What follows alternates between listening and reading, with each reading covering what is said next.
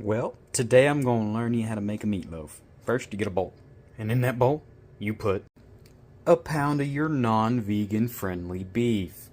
Or pork, if you're into pork. And then, to that, you're going to add about a cup of breadcrumbs with some herbs on it, because doesn't that look delicious?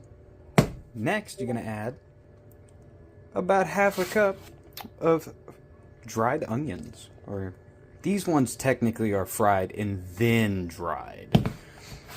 And then an eggie, because, you know, we need something to bind all of this together. And then, last but not least, because, well, actually, it's actually not last, nor is it least. Anyway, next, had to make up a little spice mix. Smoked paprika, onion powder, garlic powder, brown sugar, all the good things that a meatloaf needs. And then we gonna add in some ketchup and a little mustard. I know, sounds weird. Trust me.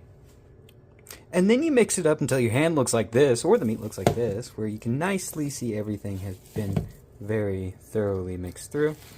And then you gonna grab yourself a loaf pan and spray that thing down with oil. Could be seed oil, could be avocado oil, could be any oil. It just needs to have oil.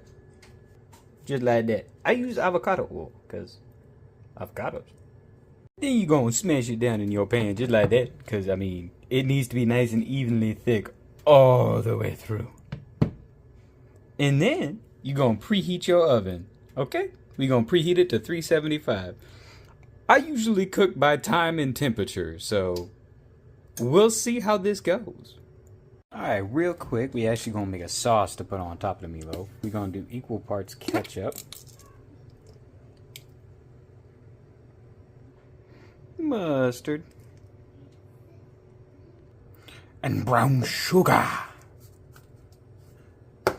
And then you mix till it look like that. And that's what I call a brown sugar glaze. Why did I say it like that? But just as I got done with that, oven is preheated, so now we're going to stick this in there, and we're going to check on it in about 25-ish minutes.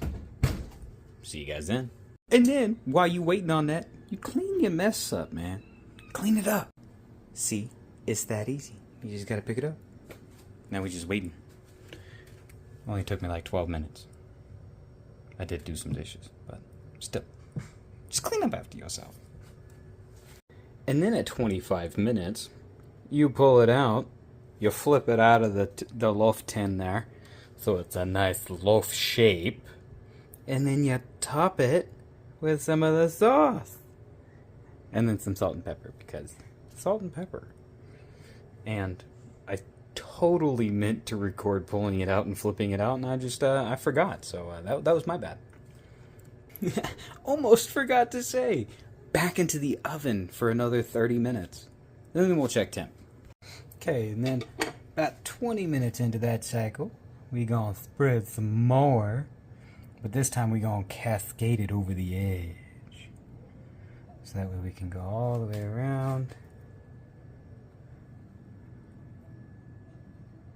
Just like that. Alright, and then whenever that's done, we're gonna take it, temp check it, and then if it needs more time, you're going to go ahead and lower the temperature down to 350 degrees and do 10 minutes at a time until it hits an internal of 155 degrees Fahrenheit or 68 degrees Celsius. Alright, meatloaf is done. Pulled it out of the oven, went ahead and take it off the wire rack, put it on a cutting board, let it cool down for like 15 to 25 minutes. And then serve it up with some green beans, some butter bread, dinner rolls, yeast rolls, whatever you got. It's a beautiful meatloaf. And just like that, I have something my child will eat.